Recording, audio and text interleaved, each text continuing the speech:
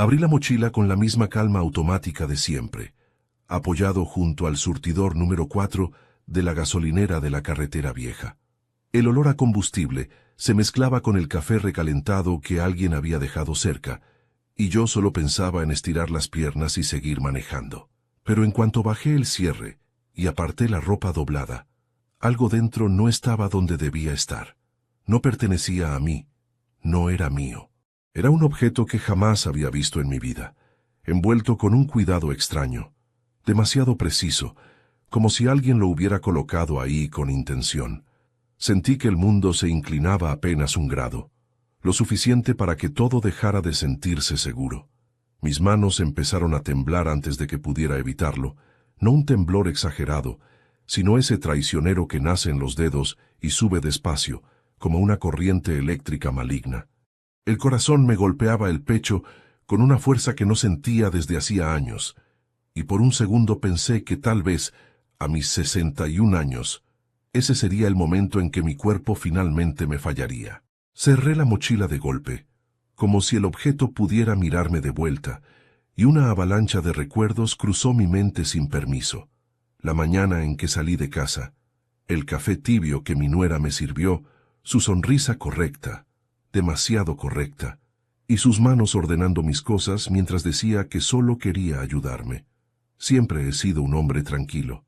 A los 61, mi vida se había reducido a rutinas simples que me daban paz.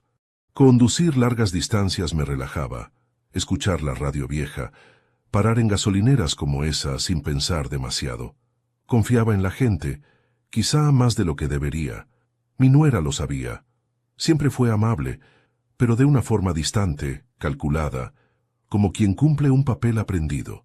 Aquella mañana insistió en arreglar mi mochila, dijo que yo olvidaba cosas, que no quería que me faltara nada en el viaje. Yo asentí, agradecido, sin imaginar que ese gesto aparentemente servicial sería el inicio del momento más oscuro de mi vida. Pero antes de continuar, me gustaría saber si te suscribiste al canal y si te gustó el video. Esto me ayuda a ver que me apoyas y disfrutas de mis historias. Ahora continuemos. Me quedé quieto varios minutos, apoyado contra mi coche, observando a la gente ir y venir como si nada hubiera cambiado. Un hombre llenaba el tanque silbando. Una mujer discutía por teléfono, y yo sentía que estaba separado de todos por una pared invisible. Volví a abrir la mochila con más cuidado, respirando hondo, intentando convencerme de que tal vez exageraba, de que habría una explicación sencilla. Pero no la había. El objeto seguía ahí, pesado no tanto por su tamaño, sino por lo que intuitivamente representaba. Algo me decía que no era solo un error, que no había llegado hasta mí por casualidad. Recordé el momento exacto en que mi nuera se ofreció a ayudarme. Estábamos en la cocina, el sol entrando por la ventana, y ella habló con un tono suave, casi cariñoso. «Déjame acomodarte la mochila, papá», dijo, usando esa palabra que siempre me sonó prestada en su boca. Yo me senté a la mesa, confiado, pensando en lo afortunado que era de tener una familia que se preocupaba por mí. Ahora en esa gasolinera, esa escena se retorcía en mi memoria, adquiriendo matices que antes no había querido ver, su mirada concentrada, el tiempo que pasó a solas con mis cosas, la forma en que cerró el cierre con un gesto firme. El sudor me corría por la espalda pese al aire fresco de la tarde. Pensé en volver al coche y marcharme, fingir que no había visto nada. Pero algo más fuerte que el miedo me mantuvo ahí. Tal vez era orgullo, tal vez intuición. O tal vez, muy en el fondo, la certeza de que aquel objeto no solo podía destruirme, sino que alguien había querido exactamente eso. Yo, un hombre mayor, predecible, confiado, era el blanco perfecto para cargar con una culpa que no me pertenecía. Miré alrededor buscando una respuesta en algún lugar externo, como si la carretera pudiera hablarme.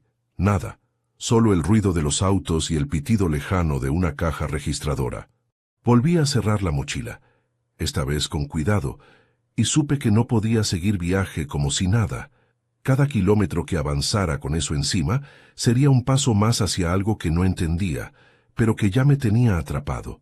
Sentí un nudo en el estómago al aceptar que debía enfrentar lo que fuera que ese objeto significara. Pensé en mi edad, en cómo siempre me dijeron que ya había vivido lo suficiente para no meterme en problemas. Me había ganado una vejez tranquila, o eso creía. Nunca fui un hombre de conflictos, ni de secretos.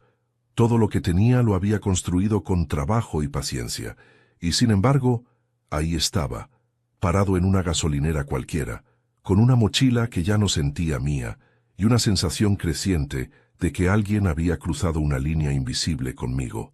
Respiré hondo una vez más, y tomé una decisión que cambiaría todo. No iba a esconderlo, no iba a huir. Si aquello estaba en mi mochila, debía averiguar por qué y cómo llegó ahí, aunque el precio fuera alto. Cerré el auto, colgué la mochila al hombro y miré el letrero de la comisaría que se alcanzaba a ver a unas calles de distancia. Cada paso que di hacia el coche fue pesado, como si mis pies supieran antes que mi cabeza que nada volvería a ser igual. Al subir, mis manos seguían temblando, pero mi mente empezaba a endurecerse. Tal vez alguien pensó que, por ser mayor, por ser tranquilo, no lucharía. Se equivocaban. Encendí el motor y mientras salía de la gasolinera, una sola idea se repetía en mi cabeza. Esa mochila ya no era mía, pero la verdad que escondía estaba a punto de convertirse en el centro de mi vida. No fue valentía lo que me llevó a la comisaría, fue puro instinto de supervivencia. Algo primitivo, casi animal, que me gritó que seguir manejando con esa mochila era como cargar una bomba invisible en la espalda. Conduje apenas 5 minutos, pero sentí que el trayecto duró horas. Cada semáforo en rojo era una condena, cada coche detrás de mí parecía seguirme. Cuando estacioné frente al edificio gris de la comisaría, mis manos tardaron varios segundos en soltarse del volante. Estaban rígidas, como si ya no me obedecieran del todo. El lugar tenía ese aspecto que siempre me había provocado desconfianza. Paredes descascaradas, ventanas pequeñas, una bandera algo descolorida ondeando sin convicción. Al entrar, el cambio de temperatura me golpeó de inmediato. Un aire frío, artificial, que no buscaba comodidad sino control. Las luces blancas del techo zumbaban con un sonido bajo pero constante, como un enjambre contenido. No había música, no había conversaciones claras. Solo pasos, toses lejanas y el tecleo ocasional de un teclado viejo.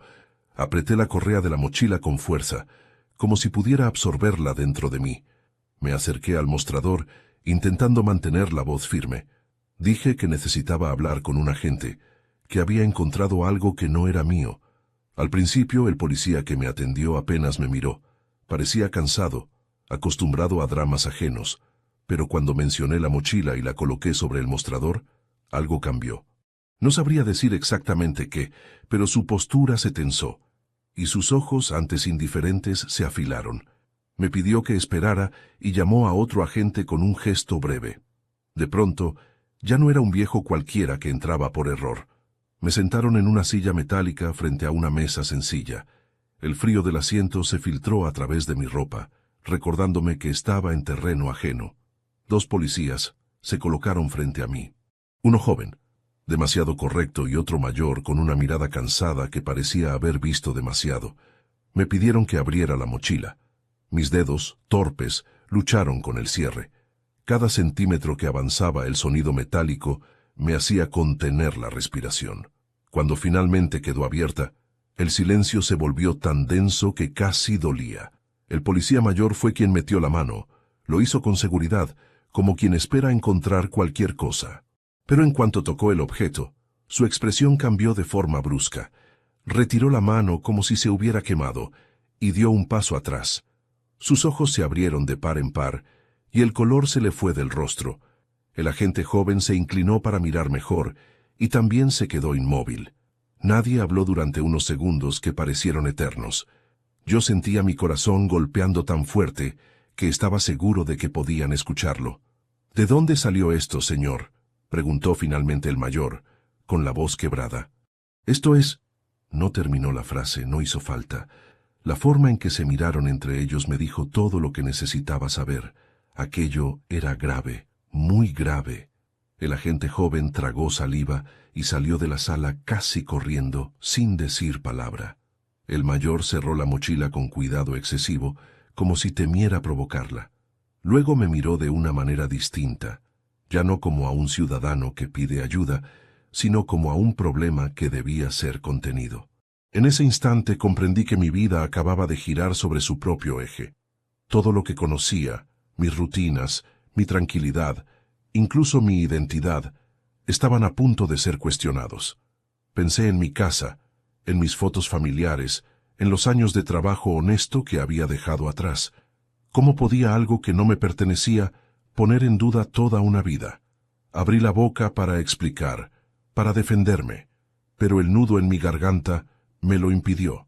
Me sentía pequeño, vulnerable, expuesto. Empezaron las preguntas. ¿Dónde vivía? ¿A dónde iba? ¿Quién había tocado la mochila? Contesté todo con la verdad más cruda, pero cada respuesta parecía hundirme más.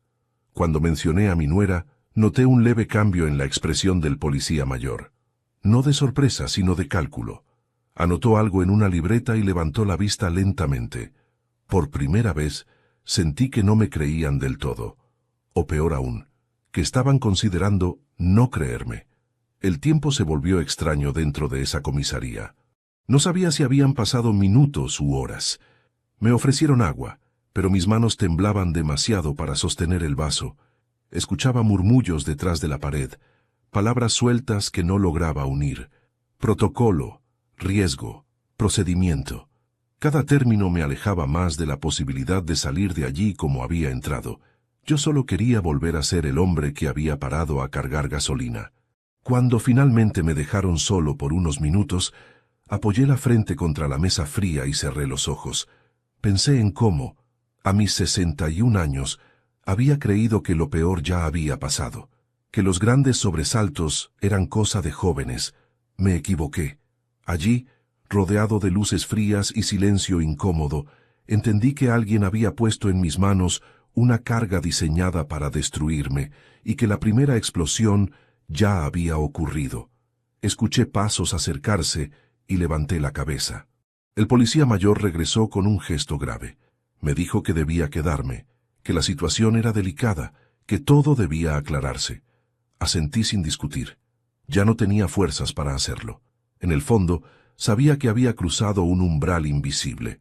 Desde ese momento, nada volvería a ser simple, y el miedo que sentía no era solo por lo que había en la mochila, sino por lo que empezaba a intuir sobre la persona que la puso allí. Sentado solo en aquella sala fría de la comisaría, con el zumbido constante de las luces clavándose en mis oídos, mi mente empezó a huir hacia atrás, como si buscara refugio en un tiempo donde todo tenía sentido. Vi a mi hijo de niño, con las rodillas raspadas y los ojos llenos de confianza, corriendo hacia mí cuando regresaba del trabajo. Siempre fui un padre presente, quizá demasiado protector. Trabajé horas extra, acepté turnos que nadie quería, todo para que a él no le faltara nada. Esa fue siempre mi manera de amar, sostener en silencio. Cuando creció y decidió casarse hice lo mismo. Ayudé como pude, sin hacer ruido. Pagué parte de la boda, entregué mis ahorros para la entrada de su casa, y cuando llegaron los primeros problemas económicos, fui el primero en ofrecer ayuda. Nunca pedí recibos, nunca pedí explicaciones. Confiaba. Mi nuera me agradecía con palabras educadas, sonrisas medidas y una distancia que nunca supe cómo acortar. Pensé que era timidez, que con el tiempo cambiaría. Me equivoqué. Recordé la primera vez que sentí algo extraño. Fue un comentario pequeño, casi invisible. Una cena familiar, una broma sobre los viejos que ya no entienden nada. Todos rieron. Yo también. No quise ser el amargado. Después vinieron otras cosas. Platos servidos sin mirarme, conversaciones que se detenían cuando entraba a la habitación, decisiones tomadas sin consultarme, aunque el dinero fuera mío. Cada gesto era mínimo, fácil de justificar, fácil de ignorar, y eso hice durante años. Mientras esperaba, empecé a unir recuerdos que nunca antes había querido juntar. Mi nuera siempre sabía demasiado sobre mis rutinas, a qué hora salía, qué llevaba conmigo, cuándo estaba solo. Decía que era preocupación, que quería cuidarme. Yo lo tomaba como una muestra tardía de afecto.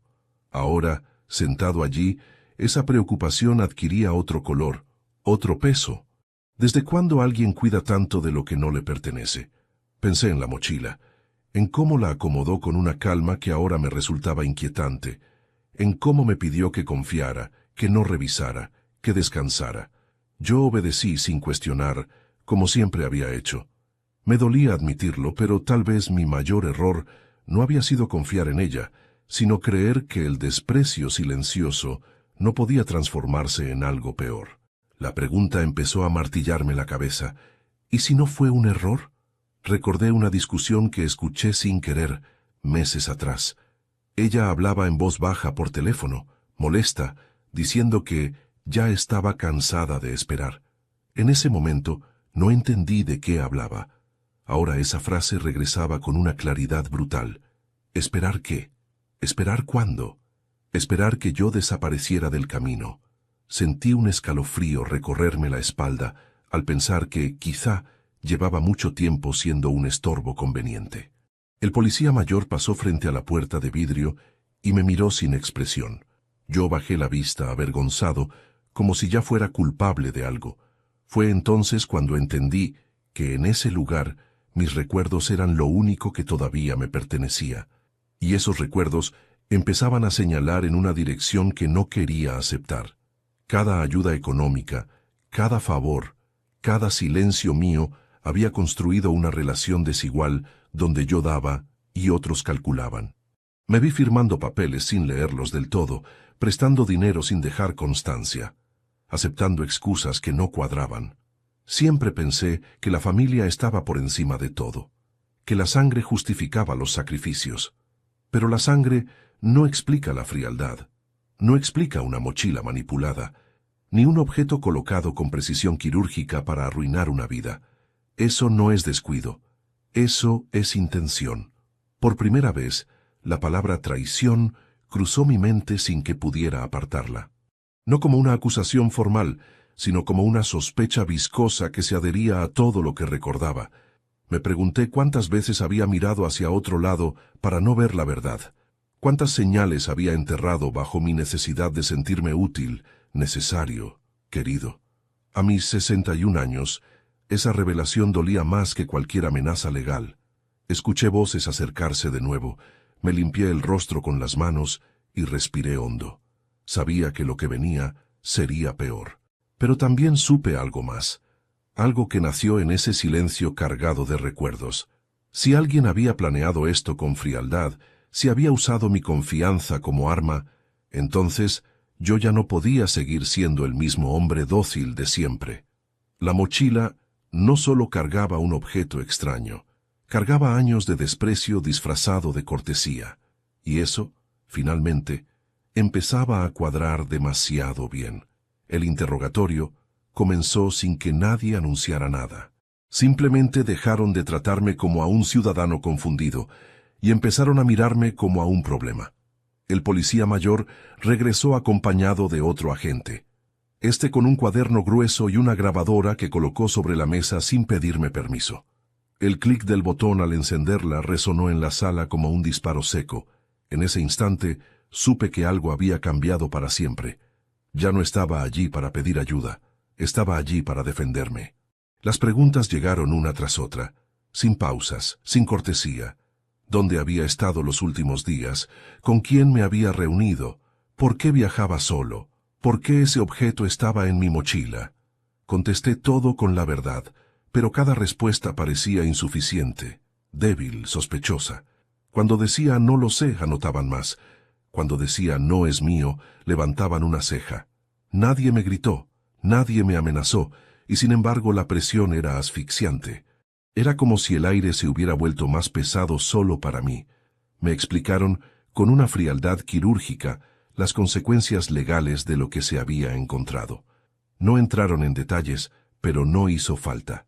Las palabras delito grave, investigación federal y posible detención flotaron en el ambiente como cuchillas. Sentí un vacío en el estómago. Pensé en mi edad, en mi historial limpio, en lo absurdo que resultaba todo. ¿Cómo podía estar sentado allí escuchando esas cosas por algo que jamás había tocado? Intenté mirarlos a los ojos buscando una grieta de humanidad, algo que indicara que me creían. No encontré nada. Vi rutina, vi cautela, vi desconfianza. En sus gestos entendí que para ellos la versión más simple era la más cómoda. Yo era el responsable. Un hombre mayor, solo, encontrado con algo que no podía explicar. El resto eran excusas. Esa comprensión me dolió más que el miedo. Me di cuenta de que mi inocencia por sí sola no valía nada allí dentro. Mientras hablaban, mi mente se fue de nuevo a la cocina de mi casa. Vi con una claridad dolorosa el momento exacto en que mi nuera ordenó mi mochila. La escena se reprodujo como una película lenta. Ella de pie, yo sentado. Su voz tranquila diciendo que no me preocupara, que ella se encargaba. Sus manos entrando y saliendo de la mochila con demasiada seguridad.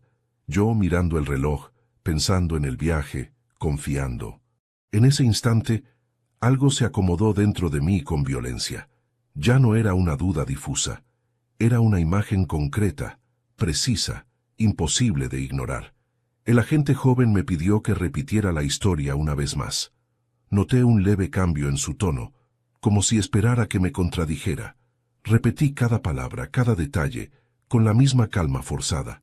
Pero por dentro, algo empezaba a hervir. El miedo seguía ahí, claro, apretándome el pecho. Pero junto a él, nacía otra cosa. Una rabia silenciosa, espesa, que no gritaba ni golpeaba la mesa, pero que se asentaba con firmeza en mi interior. Me sentí usado, no solo por mi nuera, sino por todos los años en que permití que me trataran como un recurso disponible, como una billetera con piernas. Pensé en cada favor concedido, en cada silencio mío para no incomodar, y ahora, cuando más necesitaba que alguien confiara en mí, estaba solo. Esa injusticia empezó a transformarse en algo más sólido que el pánico. Ya no quería solo salir de allí, quería que la verdad saliera a la luz. El interrogatorio se prolongó hasta que perdí la noción del tiempo. Me hicieron firmar papeles, me tomaron datos, me pidieron que esperara.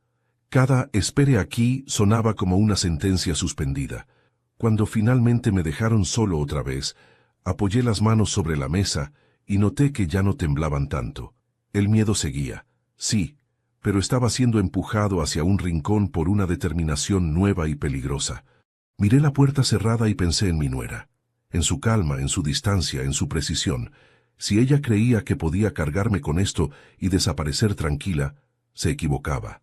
A mis 61 años, tal vez ya no tenía la fuerza de antes, pero tenía algo que ella no había calculado. Tiempo para pensar y una dignidad que no estaba dispuesto a perder en silencio. Cuando el policía regresó y me dijo que la situación se estaba complicando, lo escuché sin bajar la mirada. Por dentro la rabia ya no era solo emoción, era una promesa contenida. Tal vez nadie creyera en mi inocencia en ese momento, pero yo sabía una cosa con absoluta certeza. Ese objeto no había llegado a mi mochila por accidente, y quien lo puso allí iba a tener que enfrentarse tarde o temprano a las consecuencias. El quiebre no llegó con un grito ni con una revelación dramática. Llegó en silencio, como llegan las verdades que ya no pueden ignorarse. Estaba sentado en la misma silla metálica, con la espalda rígida y la mirada perdida en una mancha del suelo, cuando las piezas comenzaron a encajar solas, una tras otra, sin que pudiera detenerlas. No fue una idea repentina, fue una comprensión lenta, dolorosa y definitiva. Mi nuera no había cometido un error. Necesitaba un chivo expiatorio. Y yo era perfecto. Empecé a repasar los hechos con una claridad nueva, fría. El objeto en la mochila. El momento exacto en que ella se ofreció a ordenarla. Mi viaje en solitario. Mi edad. Mi reputación de hombre tranquilo, confiado, predecible. Todo estaba alineado para que, si algo salía mal, nadie dudara de que el problema era mío. Ella sabía que yo no revisaría. Sabía que yo no desconfiaría. Y sobre todo sabía que yo no reaccionaría de inmediato. Había contado con eso. Pensé en el dinero. Siempre vuelve al dinero. Recordé conversaciones sueltas, que antes no quise escuchar del todo. Deudas que aparecían y desaparecían sin explicación. Cambios repentinos en su forma de gastar. La insistencia reciente en hablar de poner las cosas en orden, de pensar en el futuro, de no dejar cabos sueltos. En aquel momento me parecieron frases vagas, típicas. Ahora entendía que eran advertencias disfrazadas de charla familiar. La herencia cruzó mi mente como un relámpago incómodo. Nunca fui un hombre rico, pero tenía lo suficiente. Una casa sin deudas, algunos ahorros. Nada espectacular, pero estable. Y lo más importante, estaba todo a mi nombre. Yo siempre dije que cuando llegara el momento, las cosas se repartirían con justicia. Pero ese «cuándo» podía tardar años. A mis 61 años estaba sano. Vivía solo. Era un obstáculo silencioso para planes que yo desconocía. Entonces apareció la otra posibilidad, la más oscura, el encubrimiento. ¿Y si el objeto no solo buscaba hundirme a mí, sino sacarla a ella del foco? ¿Y si alguien necesitaba desaparecer algo de su entorno, moverlo sin levantar sospechas y colocar la carga en la espalda de un viejo confiable? Cuanto más lo pensaba, más lógica tenía. Yo no levantaba alertas, yo no generaba sospechas previas. Yo era invisible, hasta que dejé de serlo. Sentí una presión en el pecho, pero ya no era solo miedo. Era la certeza aplastante de haber sido utilizado con una frialdad que me helaba la sangre. Mi nuera no improvisó, no actuó por impulso, planeó cada paso con calma y precisión. Escogió el día, el momento, el viaje. Preparó la escena con una sonrisa correcta y una amabilidad medida. Y luego, simplemente, cerró el cierre de la mochila y siguió con su vida. Levanté la vista cuando escuché pasos al otro lado de la puerta. Por primera vez desde que todo comenzó, no sentí la necesidad de bajar la cabeza. Algo dentro de mí se había roto, sí, pero algo nuevo se había formado también. La ingenuidad ya no estaba. En su lugar, había una lucidez amarga, pero poderosa. Ya no dudaba. Ya no buscaba explicaciones alternativas para tranquilizarme. La sospecha se había convertido en certeza. Pensé en todas las veces que me llamaron exagerado por preocuparme demasiado. En todas las veces que me dijeron que confiara, que no viera fantasmas donde no los había. Esta vez, los fantasmas tenían nombre, rostro y manos que habían tocado mi mochila. Y yo los conocía bien. Me pregunté cuántas veces más había sido manipulado sin darme cuenta. Cuántas decisiones mías habían sido empujadas suavemente desde las sombras. El policía abrió la puerta y me informó que la investigación seguía su curso. Asentí sin discutir. Ya no necesitaba convencerlos de nada en ese instante. Mi lucha no estaba allí todavía. Estaba en entender el juego completo, en reconstruir cada movimiento para, llegado el momento, exponerlo. Sentí una calma extraña, peligrosa, asentarse en mí. La calma de quien ya aceptó la traición y empieza a pensar en consecuencias. Antes de continuar, dime aquí en los comentarios qué te está pareciendo esta historia hasta ahora y qué harías tú en su lugar. No te vayas del video porque lo que viene a continuación te pondrá la piel de gallina. Volví a quedarme solo. Cerré los ojos y respiré hondo. Me vi a mí mismo esa mañana, agradeciendo el café, confiando en una sonrisa que no era sincera. Me dolió aceptar que el enemigo no siempre llega con amenazas ni gritos, sino con gestos amables y palabras suaves. Pero esa aceptación me dio algo que no había tenido antes: claridad absoluta. Ya no me preguntaba por qué a mí. La respuesta era simple y cruel: porque podían, porque creyeron que no me defendería, porque pensaron que, una vez atrapado, me hundiría en silencio. Se equivocaron. Tal vez aún no lo sabían, pero lo descubrirían. Yo no iba a cargar con una culpa ajena para proteger los planes de nadie. A mis 61 años, entendí que la traición más peligrosa es la que se cocina despacio, al calor de la confianza. Y también entendí que, cuando esa traición se revela, no hay vuelta atrás. Ya no era solo cuestión de limpiar mi nombre, era cuestión de justicia. Y la justicia, cuando llega tarde, suele llegar con un peso mucho mayor. Abrí los ojos con una determinación nueva. El miedo seguía ahí, pero ya no mandaba. Ahora obedecía. Mi nuera había jugado su carta creyendo que el tablero estaba bajo su control. No contaba con algo esencial: que yo sobreviviera al primer golpe con la mente clara y el corazón endurecido. La certeza me sostuvo mientras esperaba. El juego había empezado de verdad, Y yo ya no era una pieza pasiva. Tomé la decisión sin anunciarla, sin dramatismos. No la dije en voz alta porque sabía que, si lo hacía, perdería fuerza. Decidí no confrontarla. No todavía. Comprendí que cualquier palabra impulsiva sería una ventaja para ella y una condena para mí. En lugar de exigir explicaciones o gritar mi inocencia, elegí algo que nunca había usado como estrategia: el silencio. No el silencio del miedo, sino el del que observa. El del que espera. Cuando los policías regresaron a la sala, cambié mi postura. Bajé los hombros, suavicé la mirada, dejé que mi voz sonara cansada, incluso un poco confundida. Respondí a las preguntas con menos énfasis, como si la presión me estuviera superando. No mentí, pero tampoco insistí. Repetí que no entendía cómo había llegado eso a mi mochila, que tal vez había sido un error, que no sabía qué pensar. Vi cómo esa actitud producía un efecto inmediato. Los interrogadores dejaron de verme como una amenaza potencial y empezaron a verme como lo que ella siempre quiso que fuera: un viejo desorientado. Noté el cambio en los gestos. Las miradas se volvieron menos duras, las preguntas menos incisivas.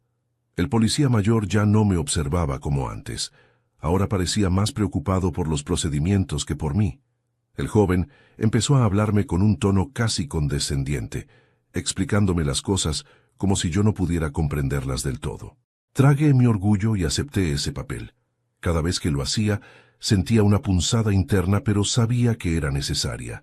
El silencio, entendí, podía ser un arma más afilada que cualquier acusación. Me permitieron esperar en una sala menos vigilada. No estaba libre, pero tampoco estaba bajo presión constante. Allí fue donde empecé a escuchar de verdad. Las paredes eran delgadas, y las conversaciones no siempre se cuidaban. Oí fragmentos, cambios de turno, llamadas que no salían bien, preocupaciones por otros casos más urgentes. Mi nombre aparecía cada vez menos. Eso era bueno. Significaba que, al menos por el momento, dejaban de mirarme como el centro del problema. Fue en esa calma engañosa donde empecé a planear, no con papeles ni esquemas, sino con recuerdos y deducciones. Pensé en mi nuera y en cómo reaccionaría al saber que yo estaba retenido, pero no detenido.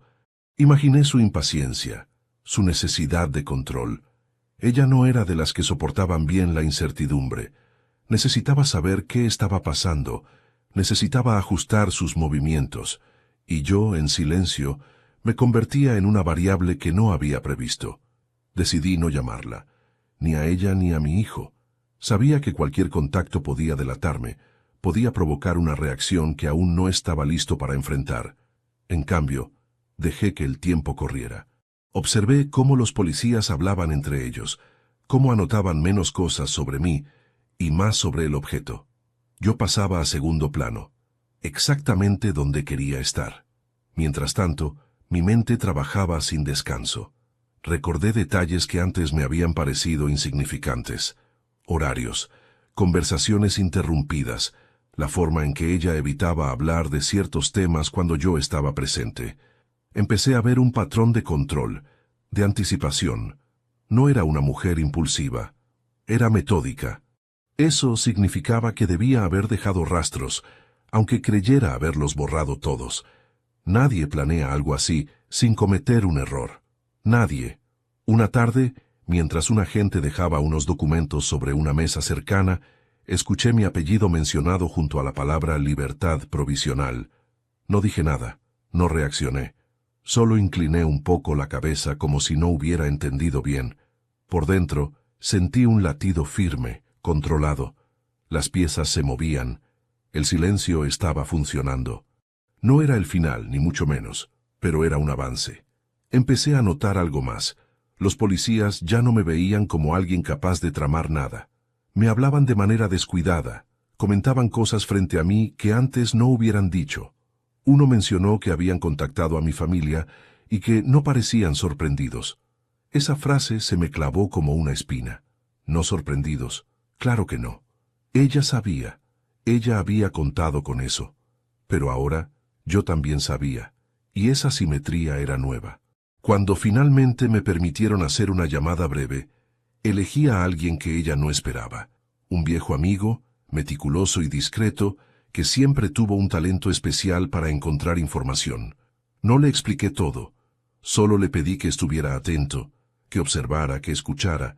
Le dije que tal vez pronto necesitaría ayuda. Su respuesta fue breve pero suficiente. No hizo preguntas. Eso me confirmó que había elegido bien. Cada noche, al quedarme solo, repasaba mentalmente mis movimientos futuros. No había prisa. La prisa era el error que ella había cometido al usarme. Yo tenía tiempo.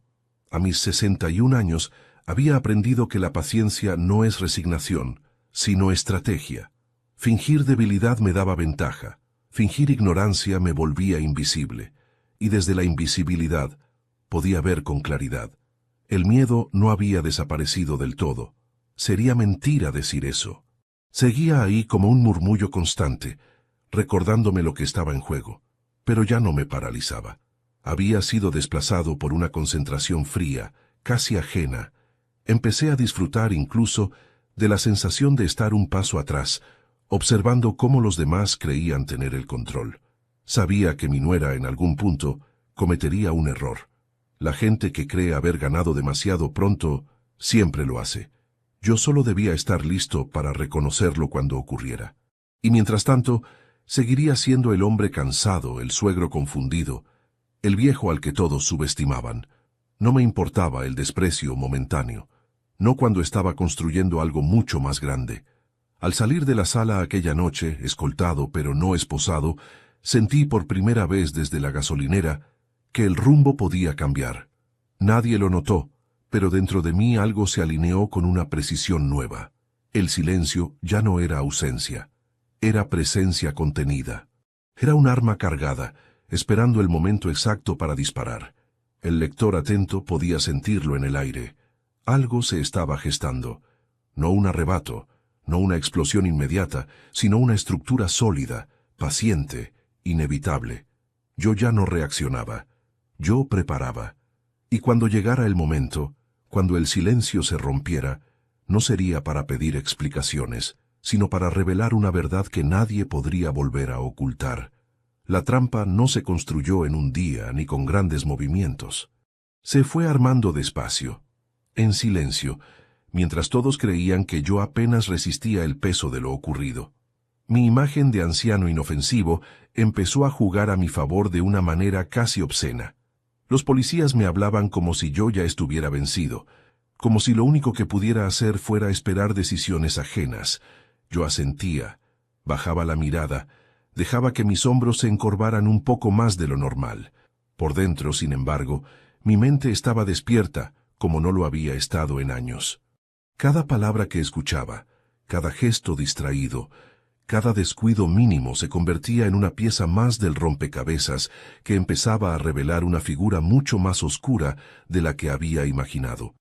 Aproveché cada permiso, cada espacio aparentemente insignificante. Cuando me dejaron volver a casa bajo ciertas condiciones, entendí que ese era el verdadero inicio. Mi nuera me recibió con una preocupación exagerada, casi teatral. Me habló despacio, como si temiera que no pudiera comprender del todo lo que había pasado. Yo interpreté mi papel a la perfección. Le dije que estaba confundido, cansado, que no entendía cómo algo así podía haber ocurrido. Ella me observaba con atención, evaluando si aún tenía el control. No sabía que, mientras me ofrecía agua y palabras suaves, yo estaba memorizando cada reacción, cada microgesto que traicionaba su aparente calma. Esa noche, cuando creí que dormía, la escuché hablar por teléfono en la cocina. Su voz ya no era dulce, era cortante, urgente. No escuché nombres, pero sí frases que me helaron la sangre. Todavía no. Hay que esperar. Él no sospecha nada. Empecé a reunir pruebas de la única manera posible para alguien como yo, siendo invisible. Revisé papeles antiguos que siempre había guardado sin orden. Encontré movimientos de dinero que no recordaba haber autorizado, transferencias pequeñas pero constantes, hechas con una regularidad que solo podía ser intencional. Mi nuera siempre había manejado mejor la tecnología que yo. Se ofrecía a ayudarme con trámites, con bancos, con contraseñas que decía que yo olvidaría. Ahora entendía que esa ayuda había sido una puerta abierta. Cada documento que encontraba me confirmaba que no solo me había usado como chivo expiatorio, sino como fuente silenciosa de recursos durante años. No era solo la mochila, era toda una red de abuso paciente. Usé mi torpeza fingida como escudo. Le pedía que me explicara cosas que ya entendía. La dejaba repetir historias. La observaba corregirse sin darse cuenta. Empecé a grabar conversaciones de manera casual, con el teléfono apoyado boca abajo, como quien no sabe bien cómo funciona. Guardé mensajes de voz que ella dejaba sin pensar, segura de que yo no sabría ni dónde buscarlos después. Incluso llegué a provocar pequeñas situaciones, comentarios al pasar, para ver cómo reaccionaba. Cada respuesta me daba más información. Cada silencio suyo gritaba más fuerte que cualquier confesión directa. Lo peor lo descubrí casi por accidente. Una tarde, mientras buscaba unos recibos viejos, encontré una carpeta que no era mía. No estaba escondida, lo cual la hacía aún más peligrosa. Dentro había copias de documentos, contratos y algo que me dejó sin aliento. Pruebas claras de que el objeto que apareció en mi mochila no solo estaba relacionado con ella, sino que formaba parte de algo mucho más grande. No era un acto aislado ni desesperado. Era un movimiento dentro de un plan que llevaba tiempo en marcha. Mi nombre era apenas una pieza intercambiable. Si no hubiera sido yo, habría sido otro. Pero yo estaba ahí, confiado, disponible. Perfecto. Me senté durante largos minutos sin moverme, con la carpeta abierta sobre las piernas. Sentí una mezcla de náusea y lucidez brutal. La traición ya no era solo personal, era criminal. Comprendí que, de haber salido todo como ella esperaba, yo habría cargado con consecuencias irreparables, mientras ella limpiaba su rastro y seguía adelante. Pensé en mi hijo, en lo poco que sabía realmente de la mujer con la que compartía su vida. Pensé en cómo el amor puede cegarnos al punto de volvernos herramientas del daño ajeno. Y en ese momento algo terminó de romperse dentro de mí. Ya no quería solo limpiar mi nombre, quería justicia. Empecé a ordenar las pruebas con una disciplina que me sorprendió a mí mismo. Anoté fechas, horarios, conexiones.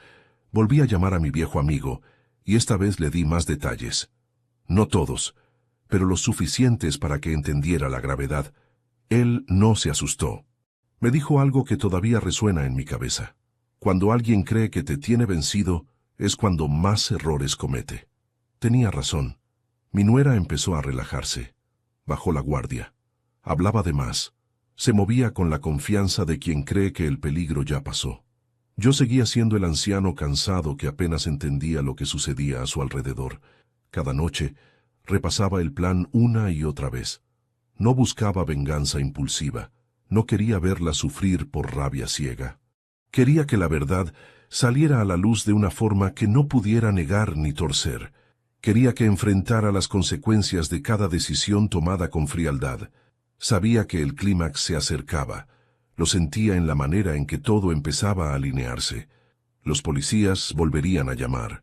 Las preguntas regresarían. Y esta vez yo no estaría vacío de respuestas. Cuando finalmente cerré la carpeta y la guardé en un lugar seguro, respiré hondo. Me miré en el espejo y vi a un hombre distinto. Más viejo, sí, pero también más firme. La imagen de anciano inofensivo seguía ahí para el mundo, pero ya no para mí. Había cruzado un punto sin retorno. La trampa estaba lista. Solo faltaba que ella diera el último paso, sin saber que el suelo bajo sus pies ya no existía. Esa noche dormí poco, pero por primera vez en mucho tiempo. No fue por miedo, fue por anticipación. Sabía que lo que venía sería devastador, no solo para ella, sino para todos los que habían subestimado mi silencio. Ya no era solo mi nombre el que estaba en juego, era la verdad, y yo estaba dispuesto a llevarla hasta el final, sin importar el costo. La caída comenzó sin ruido, como empiezan los derrumbes verdaderamente grandes. No hubo sirenas ni gritos al principio, solo una llamada breve, formal, pidiéndome que regresara a la comisaría para aclarar algunos puntos finales. Sabía que ese momento llegaría. Lo había esperado con una paciencia casi quirúrgica. Me vestí despacio, con la misma ropa sencilla de siempre, cuidando de no mostrar nada distinto en mi rostro. Por dentro, cada paso era un latido controlado. Llevaba conmigo algo que ya no era miedo, sino certeza. El edificio me recibió con las mismas luces frías, pero el ambiente había cambiado. Se sentía una tensión distinta, más cargada, más expectante. Los agentes me miraban con una mezcla de curiosidad y cautela. Ya no era el anciano confundido que apenas entendía lo que pasaba. Tampoco era el culpable evidente. Era algo incómodo, indefinido. Me condujeron a una sala más grande, con una mesa larga y varias sillas ocupadas. Allí estaba mi nuera, sentada, erguida, con el rostro cuidadosamente neutro. Cuando me vio entrar, arqueó apenas las cejas, lo justo para confirmar que no esperaba verme tan entero. Tomé asiento sin saludarla. No por desprecio, sino por estrategia. Dejé que hablara primero. Ella lo hizo con seguridad ensayada, repitiendo la versión que había preparado desde el inicio. Preocupación, sorpresa, incredulidad.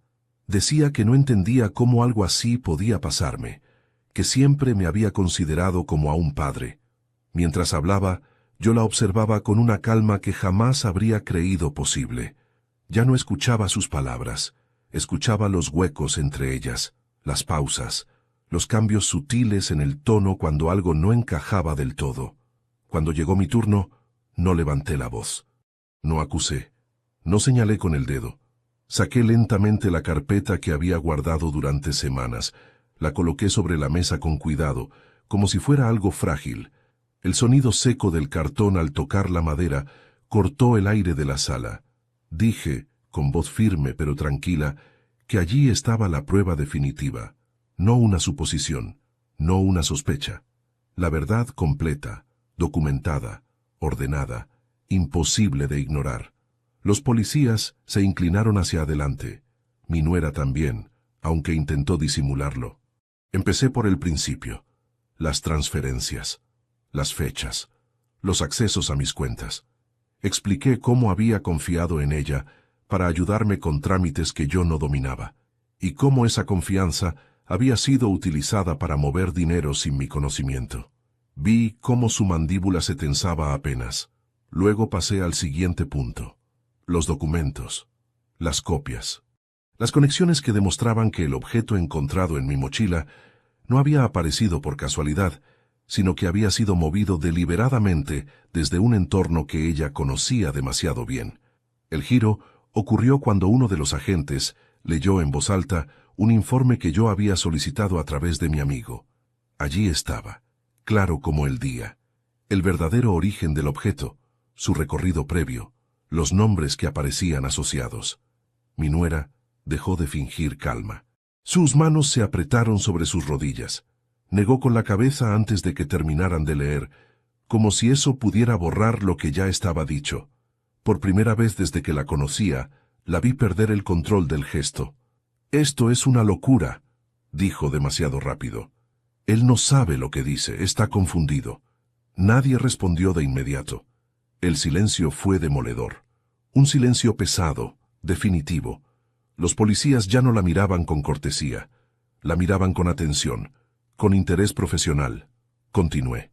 Hablé del momento exacto en que ordenó mi mochila, de cómo había elegido el día y el viaje, de cómo había contado con que yo no revisaría nada. No lo dije con rencor. Lo dije como quien describe una secuencia lógica, porque eso era, una secuencia planeada con frialdad. Cuando se dio cuenta de que negar ya no funcionaba, su máscara se quebró. Empezó a elevar la voz, a interrumpir, a señalarme como manipulador, como anciano resentido.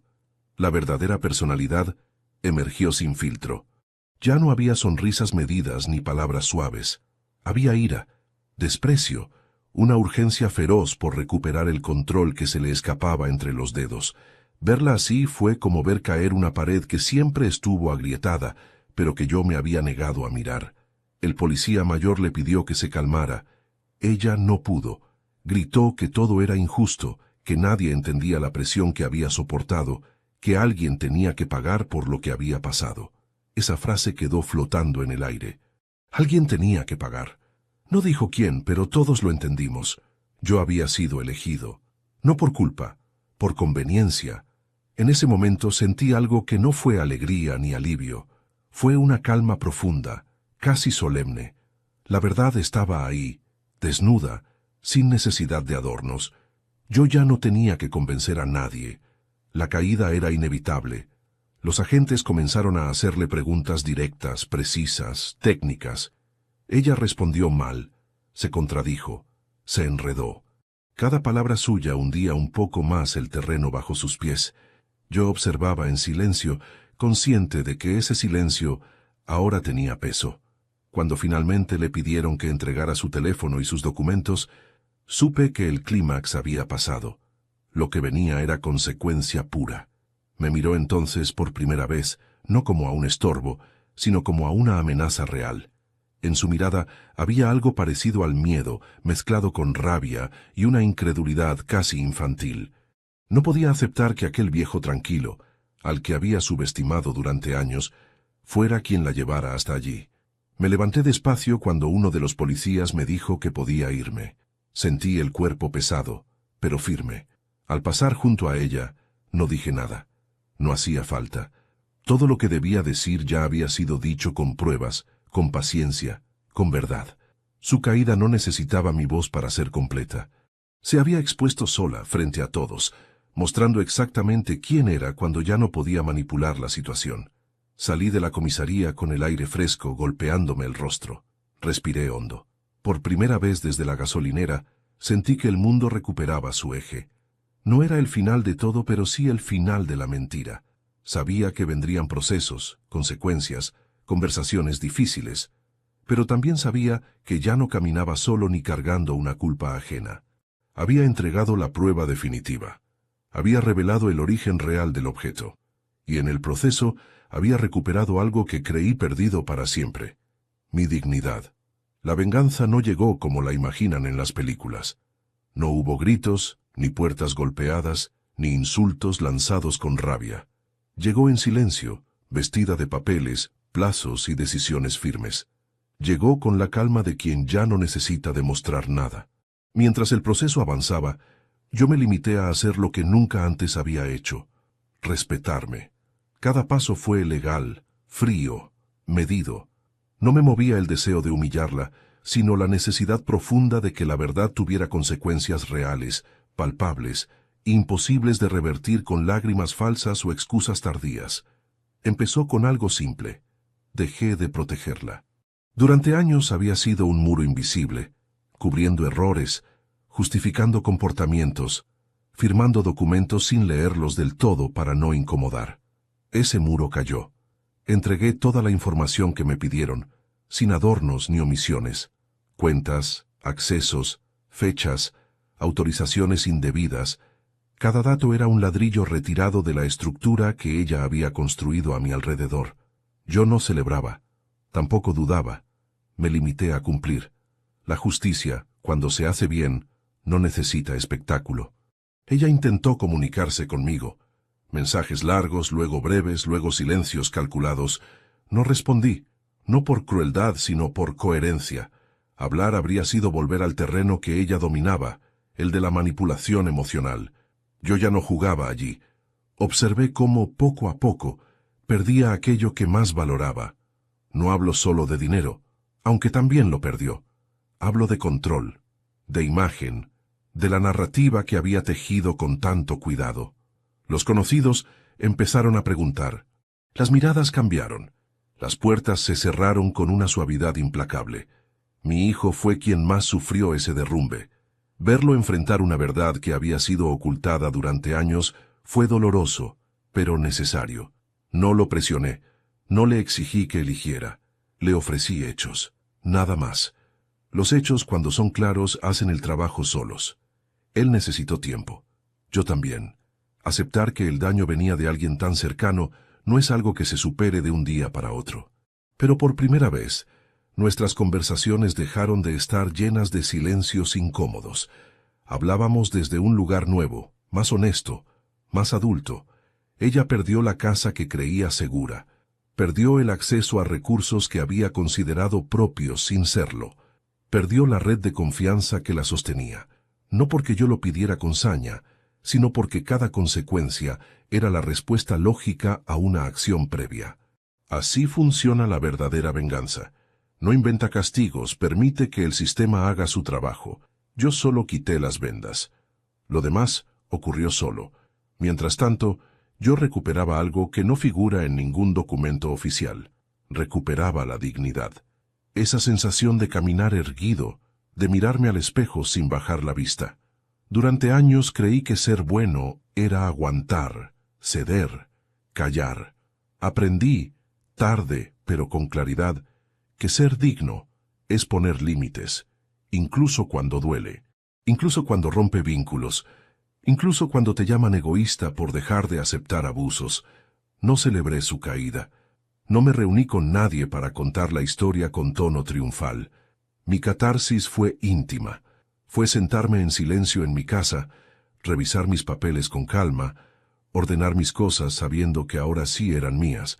Fue volver a conducir sin sentir un nudo en el estómago.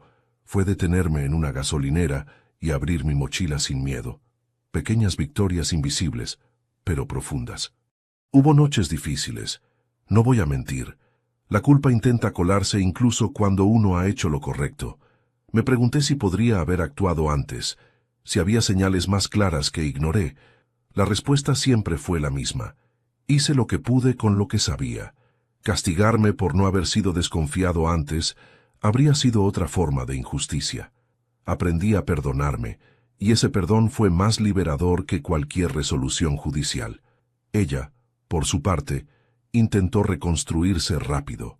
Cambio de discurso, de círculo, de versión, pero algo esencial ya no estaba. Cuando alguien pierde la máscara frente a todos, no vuelve a colocársela igual. La gente recuerda, no con morbo, sino con cautela.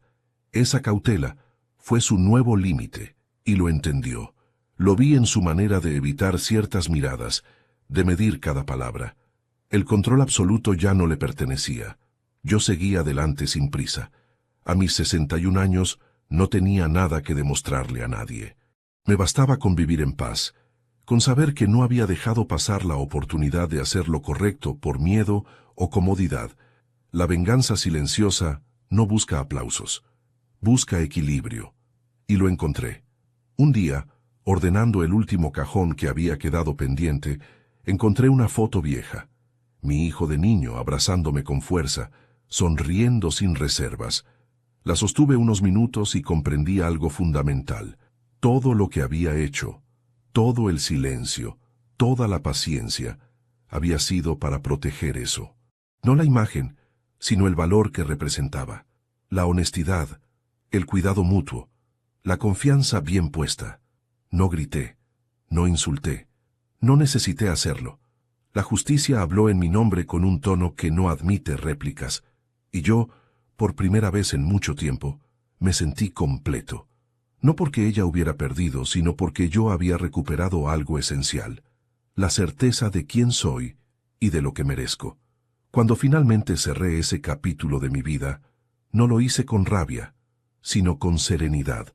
La venganza silenciosa había cumplido su función, había restablecido el orden sin destruirme en el proceso, y eso, entendí, era la mayor victoria posible. A los 61 años, uno cree que ya lo ha visto todo. Cree que las grandes lecciones quedaron atrás, que lo que resta es repetir rutinas, cuidar el cuerpo que empieza a cansarse y agradecer cada día tranquilo. Yo pensaba así. Creía que la vida, en su tramo final, se volvía predecible. Me equivoqué. Lo que viví me enseñó que no hay edad para las traiciones profundas ni para los despertares tardíos.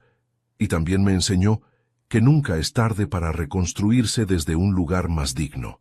Aprendí, ante todo, que la confianza no es un regalo automático. Durante años la entregué sin medida, convencido de que hacerlo me convertía en un buen padre, en un buen suegro, en un buen hombre. Confundí bondad con permisividad. Pensé que callar era una forma de amor, y que soportar gestos incómodos era parte del precio de mantener la familia unida. Hoy sé que la confianza verdadera se construye con límites claros y con respeto mutuo. Cuando solo fluye en una dirección, deja de ser virtud y se convierte en debilidad. La traición familiar duele de una manera distinta. No es un golpe frontal, sino una herida lenta que se abre mientras uno sonríe para no incomodar. Descubrí que el daño más profundo no vino del objeto en la mochila ni del proceso legal, sino de aceptar que alguien tan cercano fue capaz de planear mi caída con frialdad. Esa comprensión me obligó a revisar mi propia historia, mis silencios, mis concesiones, no para culparme, sino para entenderme, para no repetir el mismo patrón jamás. Durante mucho tiempo, asocié la edad con el retroceso. Creí que envejecer era perder capacidad de reacción, agilidad mental, derecho a incomodar. Esta experiencia me mostró lo contrario. La edad, bien entendida, es una ventaja. Te da perspectiva, te enseña a esperar, te permite ver más allá del impulso. A los 61 años no reaccioné con violencia ni con gritos. Reaccioné con paciencia, observación y estrategia. Y eso marcó la diferencia entre ser destruido y salir fortalecido. Reconstruir mi vida no significó empezar de cero, sino empezar distinto. Volví a mirar mi casa como un espacio propio, no como un lugar que debía ceder para mantener la paz. Revisé mis cuentas, mis documentos, mis decisiones. Ordené papeles, pero también emociones. Me permití sentir tristeza sin vergüenza y alivio sin culpa. Entendí que cerrar una etapa no siempre implica perdonar de inmediato, sino aceptar lo ocurrido y seguir caminando sin cargar con pesos ajenos. Aprendí a hablar, no en exceso, no para justificarme, sino para nombrar lo que antes callaba. Decir esto no me parece bien, decir no estoy de acuerdo, decir hasta aquí. Palabras simples que antes me parecían peligrosas y que hoy son parte de mi equilibrio. No necesito que todos me comprendan, necesito comprenderme yo. Esa claridad es un refugio poderoso cuando el mundo se vuelve incierto. También aprendí que la dignidad no se negocia. No depende de la opinión ajena ni del rol que otros te asignan. La dignidad se sostiene cuando uno actúa en coherencia con sus valores, incluso cuando hacerlo tiene un costo. Yo pagué ese costo con angustia, con noches sin dormir, con la ruptura de una imagen familiar que parecía estable. Pero a cambio, recuperé algo invaluable, el respeto por mí mismo. Y ese respeto es una base sólida sobre la que se puede construir cualquier futuro. Hoy, camino más despacio, es cierto. El cuerpo lo exige, pero camino más erguido. No bajo la mirada cuando entro a un lugar. No siento la necesidad de explicar de más. Mi historia me pertenece, y no necesito adornarla para que tenga sentido. Acepté que no todos los vínculos sobreviven a la verdad, y que eso no siempre es una pérdida. A veces es una limpieza necesaria para respirar mejor. Si algo quiero dejar claro, es que la edad no es sinónimo de fragilidad. La fragilidad nace de la negación, del miedo constante a perder afectos a cualquier precio. La fortaleza, en cambio, se cultiva cuando uno se anima a ver la realidad tal como es y actúa en consecuencia. A mis 61 años, aprendí a hacerlo. Tarde, quizás, pero a tiempo para no terminar mis días sintiéndome utilizado. Miro hacia adelante con una serenidad que antes no conocía. No espero grandes acontecimientos ni revanchas tardías. Espero días honestos, conversaciones limpias, decisiones tomadas sin presión. Y sobre todo espero seguir siendo fiel a lo que aprendí, que la bondad sin límites se vuelve peligrosa, que el silencio impuesto erosiona el alma y que nunca, absolutamente nunca, es tarde para defender la propia dignidad. Este capítulo no cierra una historia perfecta, cierra una historia que me recordó que vivir no es solo existir sin conflictos, sino atravesarlos sin perderse en el proceso. A los 61 años, entendí que todavía puedo aprender, cambiar y elegir mejor. Y ese aprendizaje, más que cualquier absolución o victoria externa, es el legado más importante que me llevo de todo lo vivido. Después de todo lo que ocurrió, el silencio volvió a mi vida. Pero ya no era el mismo silencio de antes. No era ese silencio pesado que usaba para tragar injusticias, para evitar conflictos, para fingir que no dolía. Este era distinto. Era un silencio elegido, un silencio limpio, un silencio que, por primera vez, no me hacía daño. Me di cuenta de que la justicia no siempre llega haciendo ruido. A veces no entra rompiendo puertas ni levantando la voz. A veces se sienta despacio, revisa los hechos, mira a los ojos y simplemente pone cada cosa en su lugar. Eso fue lo que ocurrió conmigo. No necesité gritar mi verdad para que fuera real. No necesité humillar a nadie para recuperar lo que me habían quitado. Bastó con no callar más en el momento correcto. Durante mucho tiempo pensé que guardar silencio era una virtud, que aguantar era señal de madurez, que a cierta edad uno debía resignarse para no complicar la vida de los demás. Hoy sé que eso no es sabiduría, es miedo disfrazado. El verdadero equilibrio llega cuando uno aprende a hablar sin odio y a callar sin culpa, cuando el silencio deja de ser una jaula y se convierte en una elección consciente. Camino por mi casa ahora con otra mirada. Cada objeto tiene su lugar, no solo físico, sino emocional. Ya no siento esa presión constante en el pecho, esa sensación de estar estorbando. Mi nombre volvió a ser mío, mi historia también, y aunque las cicatrices no desaparecen, dejan de doler cuando uno entiende por qué están ahí. No gané porque alguien perdió, gané porque no me perdí a mí mismo. Gané porque a los 61 años tuve el coraje de mirar la traición de frente y no convertirme en ella. Elegí no devolver daño con daño. Elegí que la justicia hablara por mí. Y esa decisión me devolvió algo más fuerte que la libertad, la paz. Si algo quiero que quede de todo esto, es esto. Nunca es tarde para abrir los ojos. Nunca es tarde para poner límites. Nunca es tarde para recuperar la dignidad, aunque te hayan hecho creer que ya no tienes derecho a ella. El silencio puede ser un refugio o una prisión. La diferencia está en quién lo controla. Hoy sigo siendo el mismo hombre sencillo. No me volví duro ni desconfiado de todo el mundo. Solo me volví más consciente. Aprendí que la bondad no debe doler, que el amor no debe humillar, y que la familia, cuando es verdadera, no necesita sacrificios que destruyan. Y si esta historia llegó hasta ti, tal vez no fue casualidad. Tal vez también guardas silencios que pesan. Tal vez también has sido bueno cuando debiste ser firme. O tal vez solo necesitabas escuchar que no estás solo, que siempre hay una salida digna, incluso cuando parece que todo está perdido. Si esta historia te tocó de alguna manera, te invito a suscribirte al canal y a darle me gusta al video. Eso me ayuda mucho a seguir compartiendo historias reales, humanas, que nacen del dolor pero también de la superación. Cuéntame en los comentarios qué te pareció esta historia, qué habrías hecho tú en mi lugar, y desde qué ciudad nos estás viendo. Me encanta leerte y saber que, del otro lado, hay personas que sienten y reflexionan junto conmigo. Soy Manuel, y esta fue mi historia.